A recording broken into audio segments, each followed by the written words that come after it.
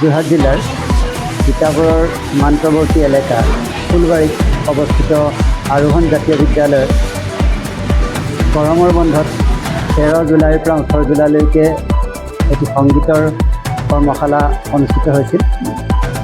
বিষ্ণুপ্ৰসাদ ৰাভাৰ গীতৰ কৰ্মশালা। আৰু এই কৰ্মশালাত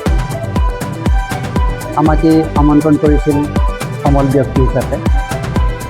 আৰু এই ছদিনীয়া কৰ্মশালাত ছাত্ৰ ছাত্ৰীসকলক কেনেধৰণে আমি এই গীতৰ কৰ্মশালাটো আগবঢ়াই নিব পাৰিলোঁ, সেয়া ছাত্ৰ ছাত্ৰীসকলে নিশ্চয় জানিব পাৰিছে, অভিভাৱকসকলে জানিব পাৰিছে।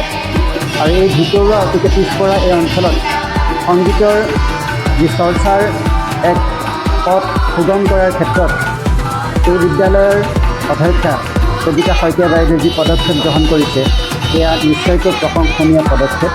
আশা ৰাখিছোঁ তেখেতৰ এই চিন্তা আৰু পদক্ষেপক স্থানীয় ৰাইজ তথা অভিভাৱকসকলে গুৰুত্ব প্ৰদান কৰি আগলৈকো তেখেতক সহযোগ কৰি এই অঞ্চলৰ ছাত্ৰ ছাত্ৰীসকলৰ বাবে সংগীত কলা সাধনাৰ ক্ষেত্ৰত যথেষ্টখিনি আশাপ্ৰদ পদক্ষেপ গ্ৰহণ কৰাত গুৰুত্বপূৰ্ণ ভূমিকা পালন কৰিব বুলি আশা ৰাখিছোঁ।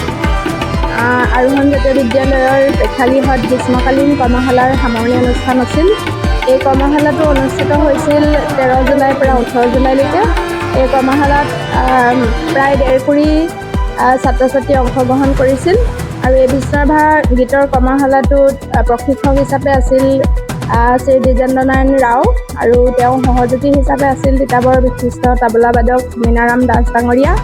আজি এই অনুষ্ঠানটোৰ শতাধিক অভিভাৱক আৰু ছাত্ৰ ছাত্ৰীৰ উপস্থিতিত সামৰণি পৰে। মই সকলোকে ধন্যবাদ জনাইছোঁ। তিতাবৰৰ এই সীমান্তৱৰ্তী অঞ্চলত অৱস্থিত ফুলবাৰী গাঁৱত যি কৰ্মশালা অনুষ্ঠিত হৈ গ'ল আৰোহণ জাতীয় বিদ্যালয়ৰ উদ্যোগত, এই কৰ্মশালাটোত অভিভাৱক